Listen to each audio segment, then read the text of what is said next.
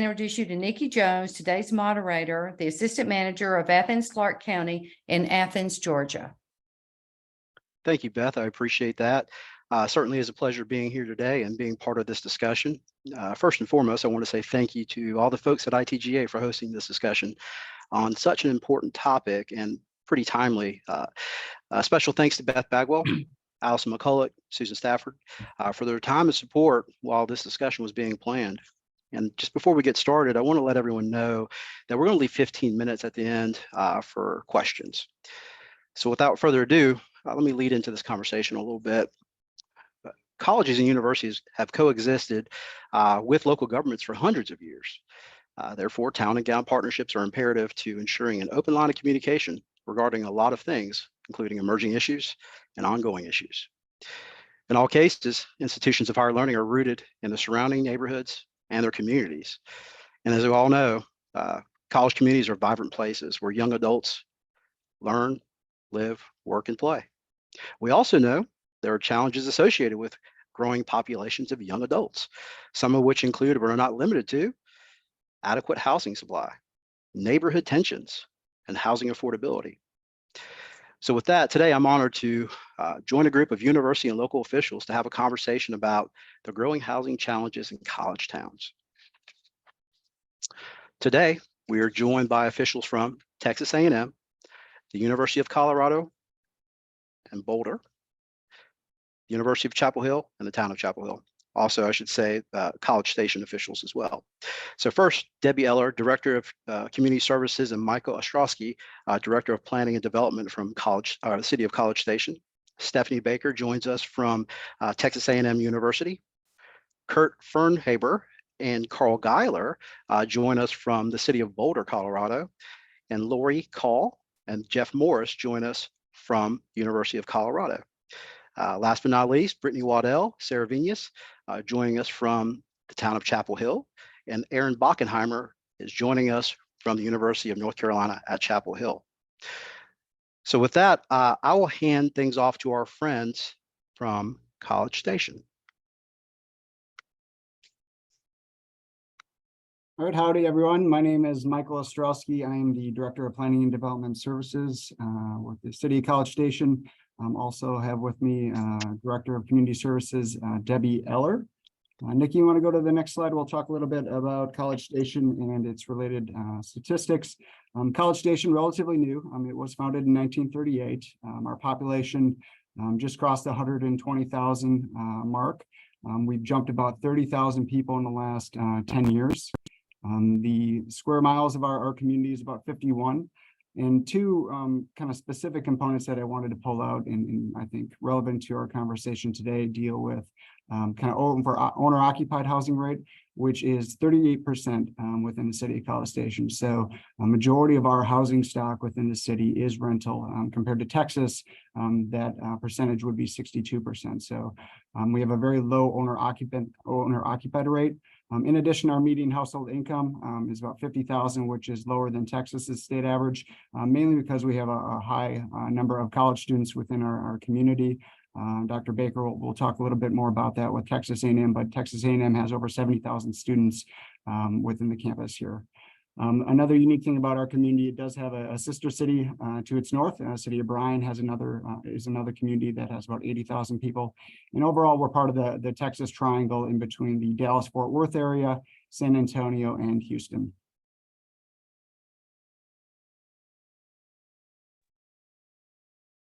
So Texas A&M University has a lot of students, but you can see we have about 5,200 not living in the College Station area, and just a little over 11,000 beds on campus. You can go to the next slide. Our Greek housing is not owned by the university. It actually resides in the College Station proper. We have 74,829. It puts about 66,000 here in College Station. And only a small percentage of that live on campus, as I noted. You can go to the next slide. Of course, we're a full degree serving, including first professional degrees, but about 78% of our student population resides in the 18 to 21 year old, and again, most living off campus. We don't house all our freshmen on campus. We have an incoming freshman class of 13,236 students this summer, and we won't put all of those on campus, obviously. So we start out with 18-year-olds in the community. You can go to the next slide. And in there you'll see our residence life breakdown.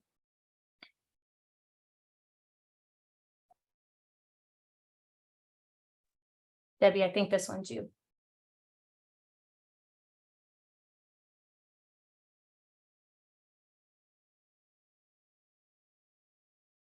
Okay, well, since Debbie's not going, I'll go for her. So we do have a great relationship with the city of College Station. As you can imagine, they work with us closely, given how much of our population lives on campus. We house just under 10,000 faculty and staff, also most residing in the community as well. And that creates an opportunity as well as some challenges in the density of our traffic, our neighborhoods, and just the ongoings of the community. Also big SEC school, so we drive in a significant number of guests over the course of the fall and spring semesters.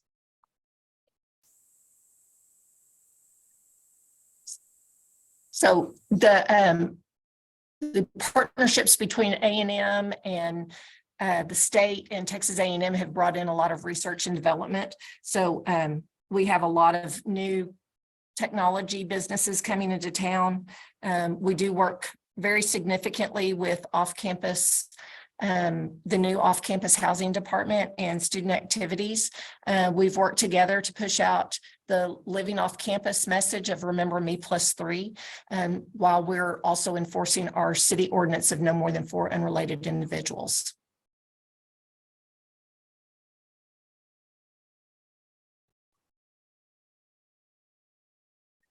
And we tried to change up the messaging based on some of the practices that we were seeing in town with some of the leasing agents and leasing companies. And in talking to the students, they consider themselves ghost tenants. So we're trying to educate them regarding staying in compliance with our city ordinances.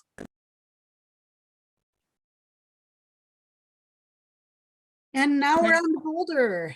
I'm Lori Hall, Associate Vice Chancellor of Local Government and Community Engagement for University of Colorado Boulder.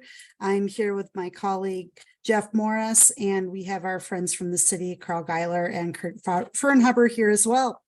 So if we want to go to the next slide. Boulder, you'll see, is about 30 miles north of Denver. It is kind of considered part of the Denver metro area. It was founded in 1871, about 27 square miles. So it isn't a large land space. Very highly educated population, about 77% have bachelor's degree or higher. It's a council manager government, and there are roughly 100,000 residents. That's been the case for a number of decades now. And Kurt and Carl will talk a little bit more about kind of the growth patterns over the years. If you'll go to the next slide. A fun story about Boulder is that Boulder and Canyon City, Colorado, were vying for either a university or a prison. It's fun to think about the fact that Boulder won out. We could have been a prison town, but instead are a university town. Have been for about 150 years now. Boulder residents came to the table and donated some of the land to make it all happen. University is the largest employer in the area.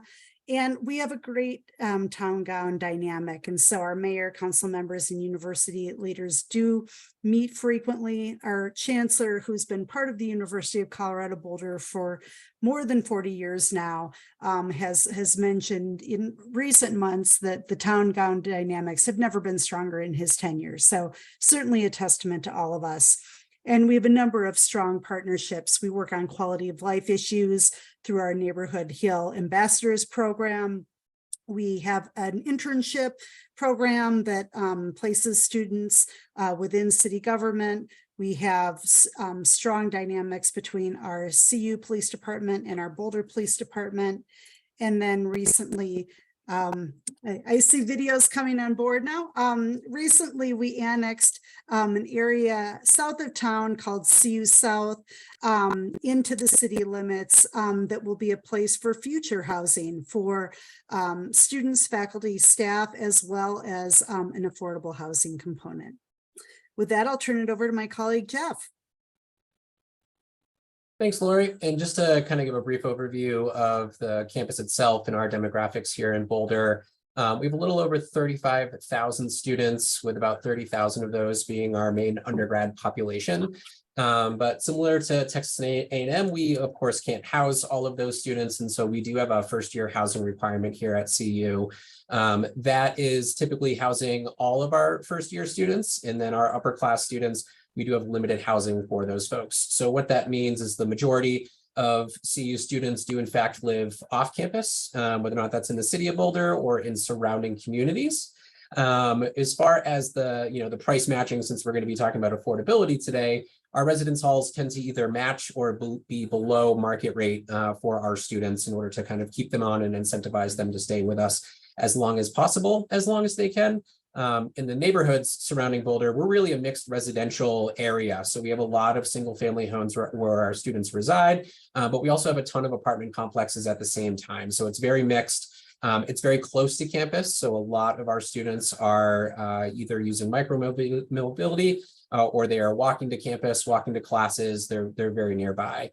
And with that, in additional and similar to Texas A&M, we do have a robust fraternity sorority Greek life program, but also CU does not own those properties. They are privately owned and managed off campus in the city of Boulder. Thank you, Jeff. Hello, everyone. I'm Carl Geiler with the City of Boulder Planning and Development Services Department. You can see there's a lot of information on this slide. If you did want to dig into this deeper, I just encourage you to Google Boulder Community Profile, and you can take a look at this worksheet that I have up on the slide. I'm just going to do some of the highlights of it. You can see that our population has been growing steadily over the years. Our current population is about over 107,000. Also point out just the geography of Boulder. You can see the area in the small map on the community profile shows that we're surrounded by open space. So that's something that I'll touch on a little bit later. As far as our housing units, we have over 47,000 housing units as of this year. We have updated some of these data points, but we do need to do a new community profile since it's been a while since we've updated that worksheet. Looking at the housing types, about 75% of the residential zoned land is for single family dwellings only. We're looking at possibly changing that in some areas, but you can see that the number of housing units has actually attached housing has outpaced single family in recent years. So we're approaching about 50% of our housing stock being attached housing. So that's most of the new development that we're seeing. Single family housing as a percentage of the whole is about 37% of our housing stock. I know there's a lot of discussion, and we'll get into this later in the presentation, about missing middle housing. So like multifamily attached, like duplexes, triplexes, townhomes, that only makes up about 9% of our housing stock in Boulder. So we are trying to work on increasing that in the future. The other thing I'll just point out before we go to the next slide is just the significant number of jobs that exist in Boulder. And that's something that also drives up the demand for housing in the city of Boulder. So we do have a significant amount of in-commuters that come into those jobs. And some of those in-commuters are students. A lot of students can't afford a lot of the housing in the city of Boulder and choose to live outside of Boulder and commute in. So I wanted to point that out. And lastly, just the owner-renter ratio is about 50-50 in the city of Boulder. It's similar to Chapel Hill. So as far as the this line graph shows the the average house price since 2010 versus the average median income for a 3-person household. So if you look at this, it's hard to see, but the gray line at the bottom shows that the AMI has not really increased through the years, but you can see attached housing has increased in value. It's really the single family that's increased significantly. You can see as of 2021, it's well over $1 million. So obviously we have a very large housing problem that we need to address, much like some of the other communities. So I'm going to pass it over to Chapel Hill. Good morning and greetings from Blue Heaven. I am Brittany Waddell. I'm the planning director for the town. I have with me today Sarah Venus, who is our Director of Affordable Housing and Community Connections, and also Erin Bockenheimer, who is our Executive Director of Off-Campus Student Life and Community Partnerships at UNC Chapel Hill. Next slide. So just to orient you a bit, Chapel Hill is located in what you may have heard of as the Research Triangle of North Carolina. The triangle is formed by research-driven institutions of North Carolina State University in Raleigh, Duke University in Durham, and the University of North Carolina at Chapel Hill. Also on this slide, just to orient you a little bit to the town itself. So the picture to the right is Chapel Hill. It's important to note that to our east, we are bound by the city of Durham, which you see kind of grayed out on the map. And to our west, we share a western border with a town called Carborough. And on this particular map, shown in light or Carolina blue, are the land holdings of the university across Chapel Hill and Carborough, making it one of our larger landowners and employers. Next slide. So Carborough has a population of about 21,000, while Chapel Hill has a population of nearly 61,000 people, which makes it the 17th largest municipality in the state of North Carolina. It is important to note that there's an estimated 45,000 people who commute into Chapel Hill each day for work or for school. And this is believed to be driven by the high cost of living within our town and the limited availability of housing stock. 40% of our households in Chapel Hill make more than $100,000 a year, and about 37% make less than $50,000 a year. And of that 37%, more than half of those make less than $25,000 a year. So there is a huge, a large and increasing wealth gap in Chapel Hill. Next slide.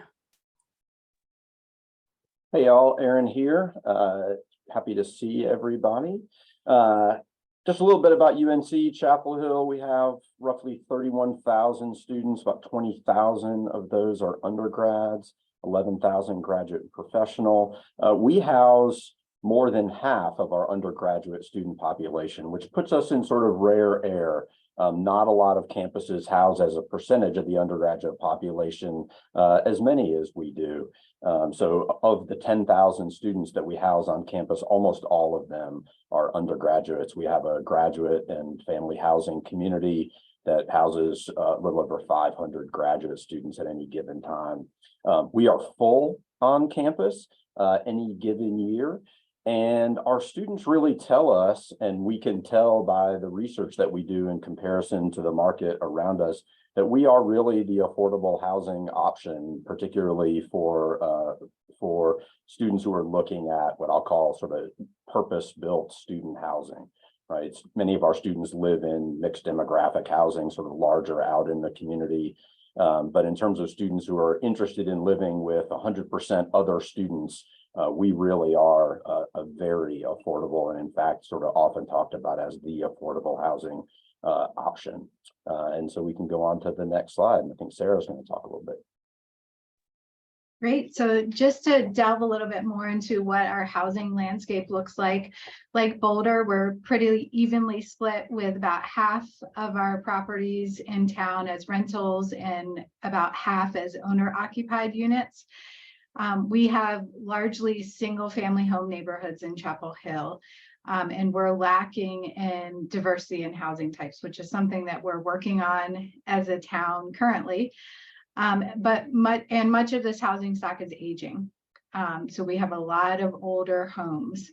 In terms of what we're seeing coming online, we're seeing largely multi-family developments coming forward. So we are starting to see some increase in diversity. We've also had really slow growth. So since 2010, we've only seen a net increase of 1% in homes in Chapel Hill. So that's certainly an important statistic to keep in mind when thinking about our housing landscape. We also, as a town, have focused heavily on investing in affordable housing. And for a town of our size, have a substantial inventory of income restricted affordable housing. Now we're ready for the next slide. And so I'll just build and then close out sort of our portion from the Chapel Hill UNC section. We have a great relationship, and I'll just sort of highlight, Sarah and I, Brittany's new to our community. I've known Brittany for a number of years, obviously through ITGA, newer to our community, but, Sarah and I have both been doing this work together along with many of our colleagues across the university and the town. I think Sarah and I, you and I have been working together for more than 10 years. At this point. And so we have some really wonderful relationships, and really the town and the university are inextricably linked, as has been mentioned by our other partner communities. UNC is a major employer along with UNC Health and landowner, as Brittany mentioned. And really what I'd highlight about this slide is that we really do a lot together.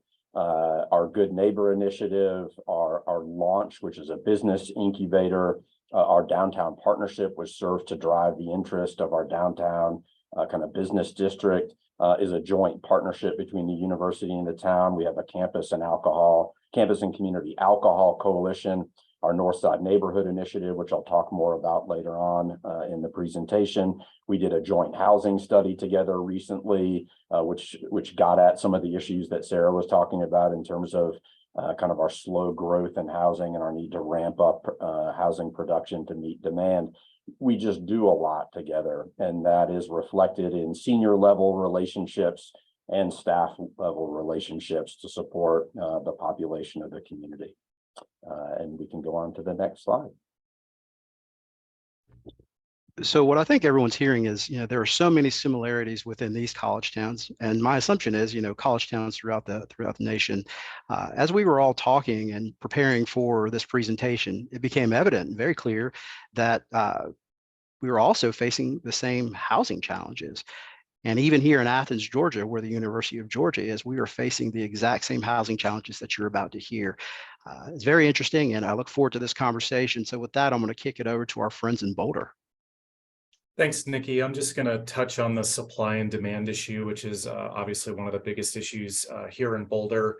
I've touched on a number of the factors that make it really difficult for particularly students to afford housing in Boulder. One of those is the number of jobs that drives up the demand for housing in the city of Boulder, but there's some other factors. One is, and I alluded to it, is the urban growth boundary that we have. It was set up in the 1970s. So we do have a substantial amount of city-owned open space that surrounds the community, which is very nice, aesthetically and environmentally, but it does drive up the land prices within the city. So we have about 71 acres of open space that surround Boulder. The other factor is that in the 1970s, there were concerns about building height in the city of Boulder and blocking views of the mountains. So there was a referendum that was passed in 1971 that basically limited the height of all buildings by city charter throughout the community at 55 feet. So that's 4 or 5 stories. So that also limits how much growth can happen in the city. We also have a quarter of our land areas is zoned for single family housing. So that obviously makes it difficult as well. So I'll pass it off to another community. Well, Carl, real quick, I heard you say that there's a lot of conservation area in Boulder, and then there's also a lot of area designated for single family homes. What does that do to your supply and demand? Well, it certainly drives up the demand. And you can see that our median housing price for a single family home is quite high at over $1 million. So we're constantly grappling with that.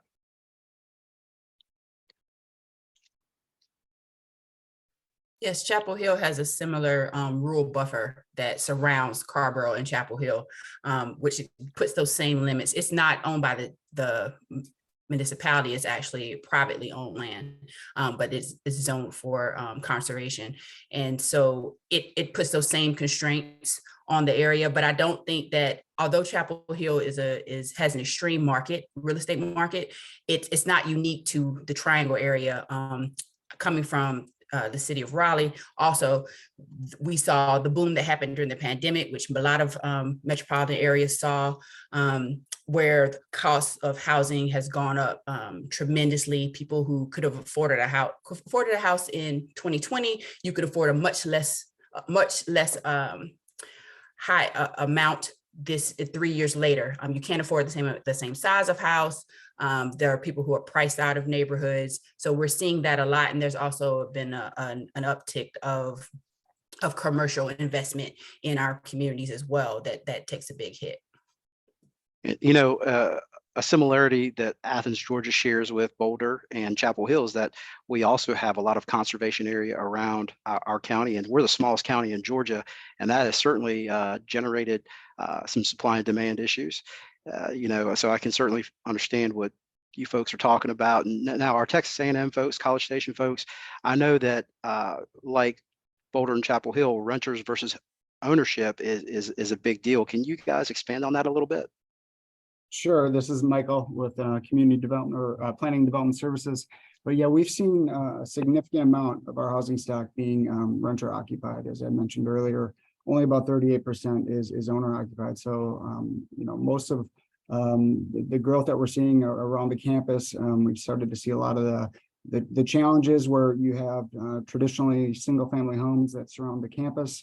And then a lot of the student population moving into those homes. So as we get into some of the tools later, some of the tools that we've been trying to create is focusing on some of those issues. We've also seen a lot of growth within some of our downtown area in terms of density there. So driving up the amount of renters within our community. And one of the other challenges that communities in Texas face is post 2019, the state did change the law in terms of annexation rules. So post 2019, communities are no longer able to unilaterally annex property outside of their boundaries. They do need to now be petitioned by the landowner. So that has changed the significant makeup of kind of how land comes within to the community. And I would love to hear from our university folks. You know, here in Athens, we've heard a lot about the university not really planning to add additional housing on campus, which we don't think is just the University of Georgia. We think there's similar things that are happening across the country, but love to hear from the university folks on campus housing and, you know, the kind of the state of it, if you will. I'll go ahead and jump in because I think we're a bit of an anomaly in Boulder. We do have quite a bit of on-campus housing that is planned in the coming years. And so we have an antiquated area that has been used for graduate student housing that is going to be repurposed, and we'll be building new residence halls, 2 new residence halls that will ultimately be a plus of about 800 beds on campus. And then, as I mentioned, we also have the CU South area that will add an additional 1,200 units to the faculty, staff, students, as well as community affordable housing, which is north of 1% of the overall Boulder housing inventory. So it really is a significant addition. And like Texas A&M, I think here at Chapel Hill, we are not planning to add beds in the near term, really looking out probably over the next 10 years. Most of our focus at Carolina is on renovation, refurbishment, deferred maintenance, and also really creating the kind of on-campus housing that the student of 2023 wants to live in. We have, we are the oldest public university in the country. Sorry, Nikki, and University of Georgia. That's a fun conversation we get to have between our universities. But you know, when you're the oldest public, you have a lot of old buildings on your campus, and so we have a lot of traditional corridor style residence halls, and that's just simply not what students get excited about living in. And so we've been able to retain a really great percentage, over 50% of our undergrads, but we do that through other opportunities, other amenities, some cool things that we can do on campus, and again, our affordability. But as we look to the future, we're really trying to create the kind of housing that's going to be attractive and appealing to particularly our upper class students, but certainly our first year students as well, since we have a first year live on requirement. And so that then means and is one of the reasons why we have these partnerships, why we have these conversations, why our relationship with the community is so important. And it's also has other pressures, right? So we need to look at things like graduate student stipends and how do we make sure that our graduate and professional students can afford to live in our community as they serve as TAs and the like on our campus. So it's influenced other conversations in terms of how we think about who lives off campus and how do we support our students who will be living off campus. Well, thanks for sharing that, Aaron. And Stephanie, I did want to give you the opportunity to chime in if you wanted to. No, I would say we're in the, y'all saw our numbers, we're enormous. And we bring in probably our president has a push for 2.5% growth in our incoming freshman class every fall. Wow. And in the state of Texas, build requires that the building meet 150-year standing standard, which means any pro forma our on-campus housing office would put forward would be about a 5-year approval process before we could break ground. So there's no way our on-campus housing can keep up with our population growth at our institution, given the trajectory the state has asked the institution to grow. So we will continue to push our students further and further into the community, which creates a different kind of impact. And you saw ours, 35% owner occupied, everything else is rental. And that's a sheer volume of the institution, I think. That's a great transition into our next topic, right? You said, pushing students externally into the neighborhoods in many cases. And we all know that neighborhoods around campus are such a critical part of campus life and the community. So in this segment, we want to talk about some of those challenges that our community are seeing within the neighborhoods. And I want to kick it off to our friends at Chapel Hill on this one. Great, thanks, Nikki. And I'm going to lead us out. So you really sort of set the stage and talked about, I think all of our communities share similar conversations. I'm sure it's the same across the country that our neighbors that are non-students, right? Our community members that are non-students, they love living in a college town. They see the advantages and the benefits of living in a community. The vibrancy that students bring, the economic power that students bring, the arts and the culture. But many of our students who want to be good neighbors, and in most instances actually are good neighbors, also sometimes bring some inexperience living on their own out in a community. And so there are tensions at times, not only around affordability and housing and students occupying properties that might or might not be single family opportunities, but also just sort of the learning of living off campus and what that means as far as what to do with your trash, how to host your friends, which we all agree is important for students' health and well-being, to surround themselves with their fellow students and have social opportunities, but do that in a way that doesn't disrupt their neighbors' quality of life. Issues like parking, speeding, noise and nuisance issues. And so I would just highlight a couple of those things that I think we certainly experience in Chapel Hill and Carborough, and I'm sure our other communities do as well. Would invite my other colleagues to maybe talk about a couple of these other issues that I know we all share in common. I would add to this kind of the flip side from the city perspective. Aaron mentioned earlier that the university doesn't have an intention to build more on-campus housing, but there's still that desire for that in the town. And so the town is feeling the pressure from the public to accommodate or manage, is a better word, how our student population settles outside of the university. And being such a historic town, most of the single family houses in those neighborhoods directly adjacent to the university are our historic districts. They are narrow streets, they are small lots. And these single family houses, when they do become available for rent and students enter those areas, there tend to be the issues with parties and trash and parking are exacerbated. And we've had lots of conversations since I've started with the town about purpose-built student housing and why the town has had a history of steering away from allowing developers to bring in those types of developments that are aimed at students.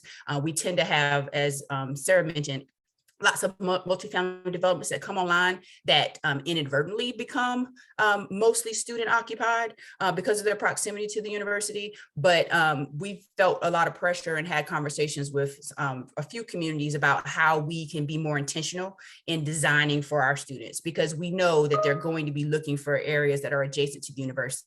And if we're not providing those types of options for them, they're going to end up in the single family neighborhoods, and there will be those continued tensions with the residents there. So just understanding how we can balance that, how much of that, having lots of conversations about how much of that is the town's responsibility, how much of that should fall on the university. I know this is not new to most of our viewers today. These are the conversations you guys are having. But it's getting really interesting, and it kind of lends into some other things we'll talk about. We already talked about missing middle, but housing choice is really big in Chapel Hill. How do we provide other options other than single family that could help accommodate not only student populations, but also lower income and some more affordable options for our citizens? And Brittany, I really appreciate that. You know, as a recovering planner myself, you're hitting on a lot of the high points that I've dealt with in the past.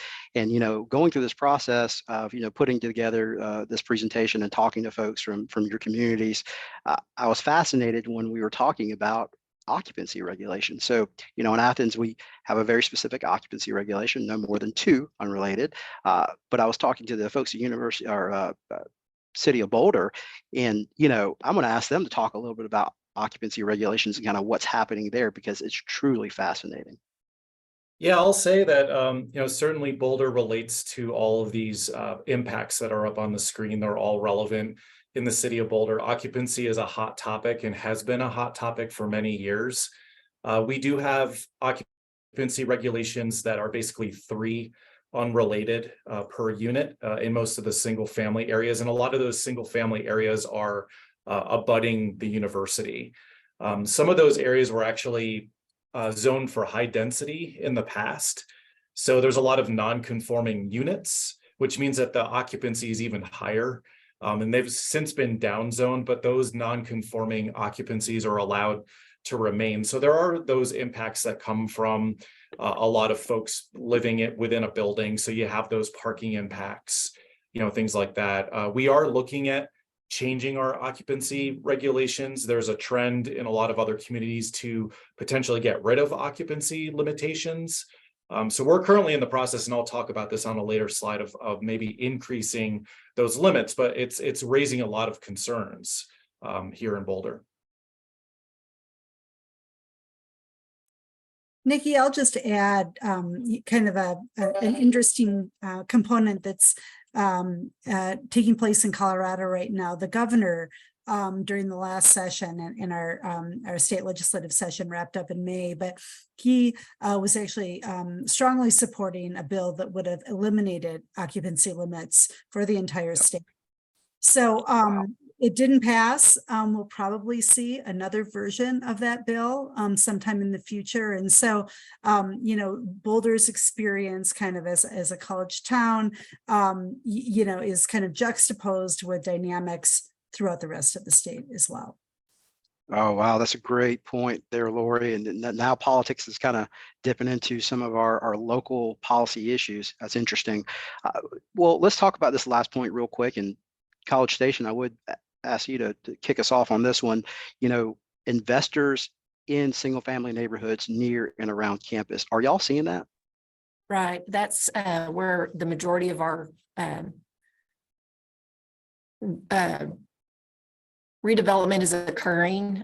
We have the older, smaller homes that have been typically where families have lived around campus, and we've seen the investors come in and they, are able to pay cash for those. And then the smaller single family affordable home goes away and they're building the student properties. And so we're seeing our families who are hardworking but lower income having to move even out of the community to be able to find an affordable place to live. And those are being replaced with these investors' homes. Chapel Hill, I know that y'all are going through this, right? Yes, and it's not just immediately adjacent to the university, it's throughout the town. I think that actually most of the Triangle area is seeing an increase in investors. It was, while interest rates were lower, it was a little bit of a hotter market here. It has slowed down with the increase in interest rates, of course, but we still see heavy investor activity when things come on the market. And as Sarah mentioned, we have a really slow growth rate in Chapel Hill. We don't have a lot of new housing stock as far as single family coming online very often. And so it's the whole supply demand thing is turned on its head here in Chapel Hill, but a heavy amount of the competition is coming from private investors who are, just as Debbie was mentioning, they scoop up properties because they can pay cash. They're more competitive than some other buyers, and they're able to get in. And with some of the older housing stock, they're also able to come in, manage the holding costs to do renovations. And even if they're not turning it into student properties, they're renovating older housing stock and then putting it back on the market, sometimes for almost double than what they may have bought the property for. So it is a huge issue here for the average buyer, even outside of folks who are looking for rental opportunities, because that's a huge market for these purchases, is that they're put back on the market as rentals instead of just being flips. So that has taken a huge toll on our market here. And I'll just point out one of the things. Sorry, Debbie, I'll just real quickly want to add, sort of maybe point out the obvious, that what Brittany's talking about in this topic has an obvious relationship to occupancy and the challenges with occupancy enforcement, right? Because if an investor is coming in with the intention of purchasing a property and turning it into a rental property for two people, that's quite different than if their intention, regardless of the occupancy ordinance, is to have 4, 5, 6 or more people living in the home, and the ability for a single family, even of some means, to compete with the price that an investor is willing to pay, which then sort of, it's not artificially increases, but increases the value of the property as a rental with 4 people versus a single family, right? So these are some of the tension challenges that we talk about, because I think we all agree that whether you have an occupancy ordinance or not, it's an extremely difficult ordinance to enforce. And Debbie, I think you were going to chime in. I think we were on the same page. I was going to talk about the fact that, when you have students who are able to put together more resources, that makes it unavailable for the families who are looking for affordable places to rent. And even with the increase, the increase in the rental housing, the prices of the values of the property increases, and that makes it impossible for starter homes and first-time home buyers to be able to find opportunities to purchase a home if they're wanting to stay here permanently. So it's just been a real challenge dealing with the investor activity in this community, and the fact that it's just affected all homeowner opportunities and rental opportunities. Well, I want to say thank you to everyone that's joining us today. And I apologize for so much negativity on the front end, but we just wanted to clarify all the challenges that were out there, related to housing in college towns. But here's the good news. So there are solutions. As we were talking about some of the solutions, we are all doing some of the same things. So with the solutions, we want to be very intentional. So we'll talk about some of the solutions, but we'll also provide kind of a case study of what each community is doing and how effective it is. So with that, I'll kick it off to our friends over at College Station. Yeah, thanks, Nikki. So one of the things that I think has been really helpful for College Station has been zoning and the tools related to that. I know a number of communities struggle, as do we, with occupancy and trying to enforce that. But some of the things that we've done with zoning in terms of creating new districts, missing middle districts, in order to inject some new supply. The city has recently adopted a new ordinance to create that. We're also in the process of moving forward with some city initiated stuff that we'll talk about in an upcoming slide. but also then making sure that you have areas that these students can go and that you do have density, because as mentioned previously, Texas A&M is growing at 2.5% a year. And all of those students are moving into the community because they're not providing additional on-campus housing. So as a city, we need to make sure that we're looking well out into the future, making sure that we're planning for these areas, making sure that they have their proper density associated with them. And we've done that on several occasions. And I'll walk through some of those kind of in the case studies coming up on the next slide relating to those. So how do universities prepare their students to be quote unquote good neighbors?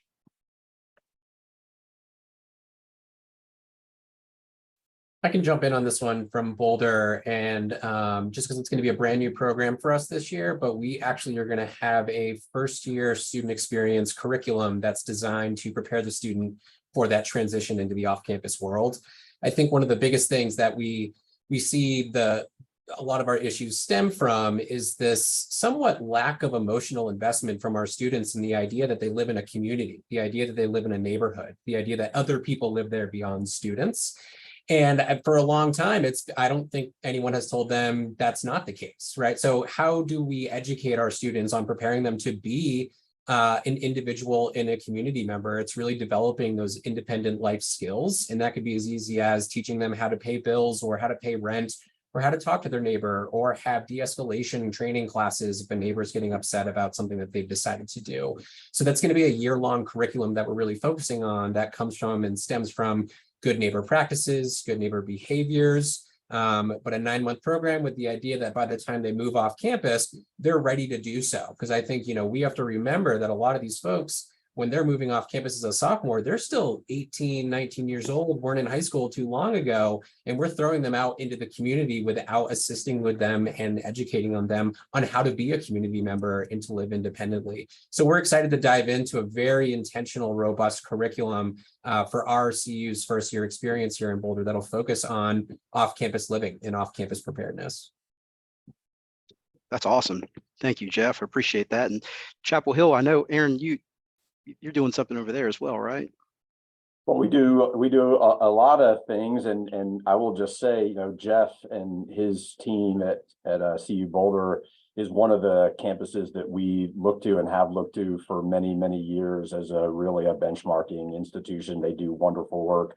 I'll just mention Colorado State, UMass Amherst, Texas A&M, and many others are campuses that we learn a lot from. And so if you're on this call and you're thinking about tools, there's some great communities out there that are very willing to share what they do, how they do it, and how you might think about the work that you do in your own community. So I just want to offer an appreciation to all the campuses that we've learned from through the years. An example of that we actually borrowed from a couple of those campuses that I just mentioned is a partnership with the town of Chapel Hill, and it's a party registration program.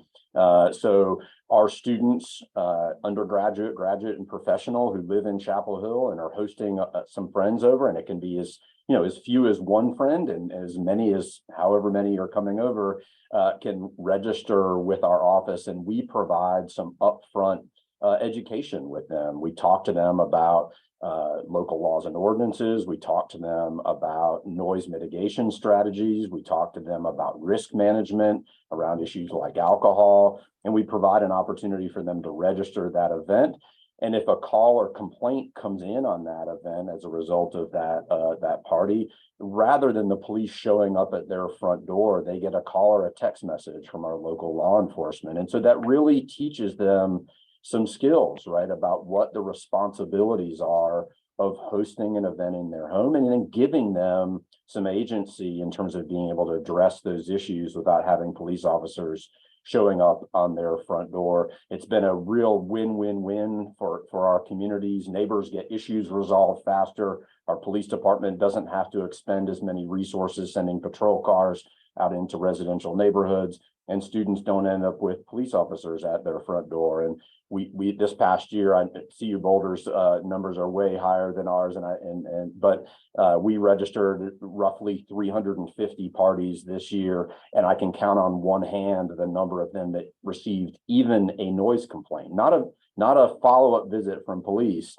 because they didn't do what we were asking them to do, but noise complaints, right? So the program really works and we're excited about it. And that's just one example of both a partnership and a way to address some of these challenges by giving students the opportunity to lead in their community. So Boulder, we've got some planning tools here. I know that you guys want to talk about. Yeah, so, affordability has been an issue in Boulder for many years. So that's what led to what we call the inclusionary housing program. So Kurt Fernhaber is going to talk about that after me. I'm going to focus more on kind of the planning and zoning tools that we've been implementing over the years to try to open up housing opportunities and impact affordability. Going back in time, we did a number of rezonings around the campus on a number of properties that were low rise commercial or industrial uses, and rezoning that to increase density. So we call it the high density 3 zone or RH3 zone, where it's been a substantial increase in density. So we've added over the years, since this has been implemented, we've added over 800 dwelling units near the university, geared towards students. Obviously, a lot of those units are market rate, so they're still not affordable to many students. So we've had to go farther. One thing I wanted to also mention that's not up on the slide is we have an approach in our land use code to non-conforming uses as far as units that exceed the density in areas around the university. We take a very relaxed approach to those uses. We allow them to continue. We don't require them to be brought into conformance with current code. They can continue to expand them as long as they don't add to the number of units. We have a pretty flexible review process for those, so that retains a lot of units around campus. We've also recently passed legislation on ADUs, where ADUs are now permitted in every single family unit within the city. It goes into effect this September. The prior rules had been in play for many years, but they limited how many ADUs could be in the city. So it limited it at 20% of the number of houses within a 300 foot radius. So that's been substantially liberalized with this current legislation. The next two are ones that we're working on right now. And similar to many of the other communities that we're hearing from, we're looking at increasing our occupancy limits to allow either 4 or 5 unrelated per unit citywide. And we're also looking at all of our high density zones and our commercial zones to see if we can loosen up the density provision so that we can get more housing units, more modest size housing units, and just simplify the code, removing zoning barriers. This is something that we're hearing about as a national trend. So we're looking into that. So I'm going to pass it over to Kurt, who's going to talk more about the policy level tools that we're doing here in Boulder. Yeah, so the inclusionary housing, which many of the other communities have, has been sort of a foundation of our affordable housing over many years. We were one of the first in the country to implement inclusionary housing almost 30 years ago. And I think one of the keys to this is that it takes money and resources to create affordable housing. And so we have a pretty high inclusionary housing expectation of 25% of units that are affordable for each development. And I'll just give one more statistic here because we're going to talk about it a little bit later. But for every 100 units of affordable of housing that are created in our city, 35 of those will be permanently affordable housing units. And about 1 in 11 people who live in our city live in affordable housing. If you take out the students, about 1 in 7 individuals in our city live in an affordable housing unit. And that's really critical because of the incredible high cost of market housing in our city. And so these tools have been shown to be quite important in providing affordable housing. We've focused a lot on the students. A lot of our affordable housing is assisting the staff who work for the university. And so that's a critical component of this as well. And then I will pass it on. Thanks, Kurt.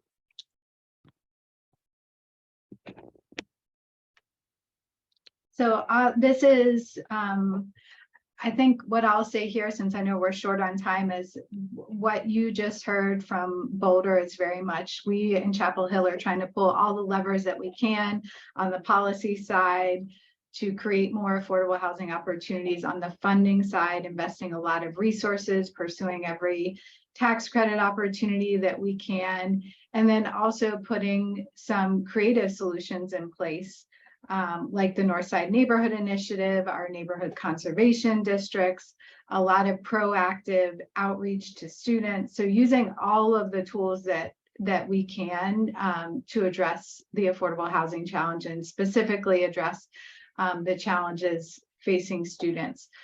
So I'll stop there just in the interest of time, and we'll happy to answer any questions that y'all have. Thank you, Sarah. And it sounds like, y'all are using some of the same tools. So we'll jump right into some of the highlighted solutions, and I think College Station will go first. Whoops, apologies. I think this is College Station. Awesome, thanks, Nikki. Yeah, so some of the zoning tools that we've used, these are more neighborhood preservation. These first two, these are single family overlay districts that is somewhat unique in that the owners and the residents of the area is what drives it. So they need to form a petition committee and get 50% plus one of the individuals to submit the petition and application to the city for the city to consider it. So two of them that we have is one is called the neighborhood conservation overlay, and this allows residents to pick and choose certain components that they want to regulate differently within a specific area. Some of the ones that they can choose is setbacks, lot size, building heights, tree preservation, lot coverage, parking, things like that. And this has been extremely helpful in certain neighborhoods, especially some that have limited the building height. So as they put an additional restriction, let's say it can only be 1 story, it really limits the ability from an outside investor coming in and building a new structure on that property and being profitable. So it has preserved a good number of homes relating to the homes within those areas. The second one is a newer one that the city recently adopted. It's called the restricted occupancy overlay. And this restricts occupancy to no more than 2 unrelated within a particular area. So the city overall has an occupancy level of 4, and this can bring it down to 2 within a particular area. One of the recent districts that we created is a middle housing zoning district that really allows a flexible mix of housing types by right. So you could construct a single family, duplex, townhome, courtyard house, even small and medium multiplexes within the same zoning district. So this was adopted late last year, and the city is in the process of doing city initiated rezoning. So right now we've identified over 440 acres that could be potentially rezoned to this new middle housing zoning district to add additional supply within the market. And with that, there's over 2,000 lots that would look at being rezoned. So it's a huge undertaking that the city is going through to look at rezoning potentially these properties. And then the adjacent lots surrounding them, there's another potential 2,000 that are within the notification area that this zoning would take place. And then finally here for kind of the zoning related tools, one of the challenges that we all have challenges relating to occupancy and structures. College Station has seen a lot of purpose-built student housing. We've seen a lot of historically where single family homes would be built, but they'd be built with 10 bedrooms, 10 baths. And we knew that they were built for student housing, but we couldn't regulate them differently. They were defined as a single family home within our zoning and building codes. Therefore, they were permitted within the single family zone. So it really changed the complexity of those neighborhoods. It really increased the occupancy. So late last year, we identified a new use called shared housing use. And really, this is a use that allows for more than 4 unrelated. So more than 1 family within a particular dwelling unit. And this allowed us to differentiate this use from other residential uses. So since this use went into effect in October of last year, we have not approved a single one of these uses within a single family neighborhood area. So Historically, we were seeing about 50 of these structures being built a year. So these things that exceeded probably 5-bed, 5 baths. And since then, we've not approved a single one. So it really has slowed the growth within the single family neighborhoods relating to these. And this type of use now would be allowed within our new middle housing zoning district. So as we rezone some of these properties, this is a permitted use within that middle housing zoning where it may be more appropriate to have this type of use. And then finally, one of the other things is just making sure, as I mentioned before, that you do have areas for supply of student housing. About 20 years ago, we did a redevelopment plan.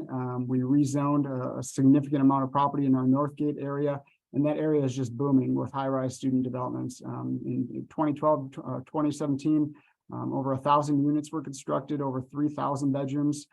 There's almost 700 of them that are currently under construction now, and then we're planning for another almost 600 units. So this area has taken a lot of the students within the growth area that we're seeing. So just making sure that you're effectively planning for areas for them to go, because the land supply is finite, right? We don't have an unlimited supply of land, so making sure that you're using it appropriately. And Lori, I know that at University of Colorado, you guys are actually doing on-campus housing. Yes, we are. As I mentioned, we have a couple of new residence halls that are underway. We have an area south of town that has been slated for student, faculty, staff housing, as well as a community affordable housing component. We do have kind of long-term plans for adding 6,000 beds on campus. And so I think that's a different trajectory than some of the other universities. As Carl mentioned, and Kurt as well, housing prices in Boulder are very expensive. And so we are seeing that there are some challenges from a attraction and retention standpoint for faculty and staff, given the significant housing costs. And so we don't want that to be a deterrent. We want members of the CU community to be part of the broader Boulder community as well. And for the folks at University of North Carolina, Chapel Hill, and the town of Chapel Hill, I know there's a partnership that you guys wanted to highlight related to a land bank. Isn't that correct? Yeah, I'll just really quickly encourage folks, if you're interested, I'm going to talk about the Northside Neighborhood Initiative. Just Google Town of Chapel Hill Northside Neighborhood Initiative. Several years ago, we began working intentionally with the Northside community. Northside is a historic African-American community that sits just north of our downtown business district. About 30 years ago, investors started going into the neighborhood pretty heavily, purchasing properties and converting them into student rentals. Became very challenging for long-term families to continue to afford things like property taxes. Became hard for single families to compete with investors to purchase homes in the neighborhood. And so neighborhood leaders came together in partnership with the town, the university, local nonprofit, a local credit union bank that focuses specifically on affordable housing. And we put this Northside Neighborhood Initiative together that would do a number of things, including creating a land bank that would allow for some competitiveness when new properties or older properties that were coming on the market, and then to allow the land bank to compete with investors to purchase those properties and either put them back out on the market as market rate properties, but with deed restrictions for owner occupied or as affordable housing. And so there was a strong recognition by the neighborhood and neighborhood leaders that the clock wasn't going to go backwards, but there was an opportunity to help create a balanced neighborhood with things like student tenant education, neighborhood historical preservation, designation of the neighborhood in certain ways that were both visible and policy oriented, and to create an opportunity for a more balanced community that provided opportunity for both students and non-students to live in community with one another. And so again, that's the dime store version, but encouraged folks to Google Town of Chapel Hill and Northside Neighborhood Initiative, and to also check out the Marion Cheek Jackson Center, which is a key nonprofit partner in our community that was really founded in order to help preserve the history of Northside, Tin Top and Pine Knolls, which are our historic African-American neighborhoods adjacent to downtown. So it's a great story. It's a great example of how community partners can come together to work to preserve an important component of our community.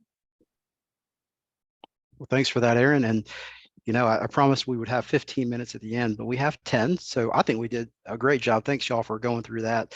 A lot of great information. And Beth, I want to check with you real quick. So we've got some Q&A in the box here, but if we can't get to all of it, is there a way for us to kind of capture all of the questions and maybe for the panelists to help answer some of those questions at a later date? Sure. I'll make sure that all this information is gathered and I'll send it to you all and you can respond and we'll get it out to our members or to the And attendees. I think some of the questions, as I was reading through them, we have answered in the course of the conversation. So hopefully we got to a few of them. There's some interesting ones there. Can I jump in, Nikki, on one? Please, Brittany, you're ahead of the game. I love it. Well, there was one from Janet about McGowan. She asked that are cities limiting the percentage of units in multifamily housing that can house students, say 50% or less?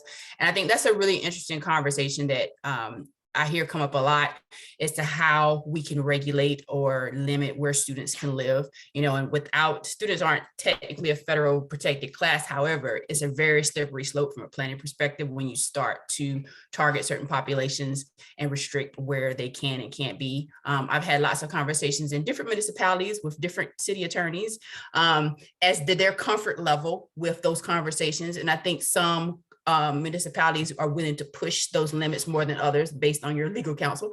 But that's not something we're doing in Chapel Hill, but I do get that question quite often. But I would definitely urge folks to be careful how, as a municipality, they're looking into those limitations. I think being more strategic in the housing types and trying to balance, which is a huge issue. This is why we're talking about it, how you balance that supply and demand immediately adjacent to your university, how it's affecting the neighborhoods and whatnot. But I would definitely caution folks as to how you try to blatantly limit student populations in your community. Michael, is And the same I'm not true? an attorney. I only play one on television. That's dangerous. Michael, is that the same true for y'all over there? I'm sorry, Nikki, I missed the question. Basically limiting the percentage, basically limiting where students can go, in your community. No, we don't do that. Historically, we've seen a lot of the student developments be close as they can to campus. I think the biggest thing that we're going to do is making sure that we're adequately planning for the density of the growth of the university and the community overall. So we do see a lot of mixing in within neighborhoods throughout the community, but we don't set a specific percentage that can be allowed within the community. Well, Janet McGowan asked a question related to the university's building more on-campus housing. I don't know if you can see that. I do think that would be a good question for some of our university officials to help us out with. Nikki, could you give a little more context? I can read it for you. Why aren't the universities building more on-campus housing, given housing demand and the fact that students want to be on or close to campus? Pushing students into neighborhoods is pushing problems into those neighborhoods. Yeah, Aaron, answer that. Well, I think Yeah, Stephanie was going to jump in, so I'm not trying to deflect. I'm happy to answer this question, and we answer it a lot in Chapel Hill. But Stephanie, you jump in. Well, I think Aaron and I both mentioned, I think building is hard. We're building as the state. We're not a private investor who's building. And I think that is determined by state law in most states on how then a state institution can and has to build. So there's a lot of additional requirements. And we run a battle in our state. I'm sure other places have the same conversation. The investors have the ear of the politicians, and I'm a state institution. And so investors drive some of the decisions that happen in our legislative years about what institutions can do in the state. And that puts an impact on our communities because investors will come in and try to buy up land at a lower cost. And here we see that a lot.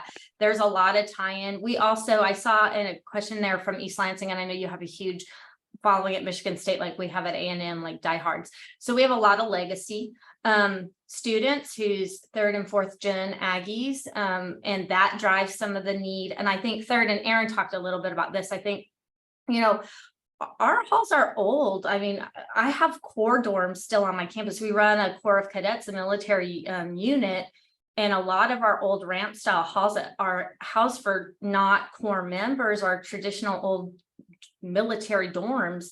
And we have to work really hard to keep up with what this generation of students is looking for, which they've not shared bedrooms, they've not shared bathrooms. They have a real sense of expectation about what it's outfitted with, what their parents provide versus, you know, Debbie and I were talking the other day, I was joking about, remember when we were in college and it was cinder blocks and wood planks for shelving, and you just sort of piecemealed it together, and they come, you know, IKEA's ready to set up all the furniture and they've just bought it for that year for that house. And when they move houses at the end of that lease term, they're going to re-shop and repurpose the whole property to give it a new feel. So your halls have to be built for a longer term component, and they don't live up to our students don't. Our freshmen want to be on campus, and we don't have a live on requirement because we can't house our whole freshman class.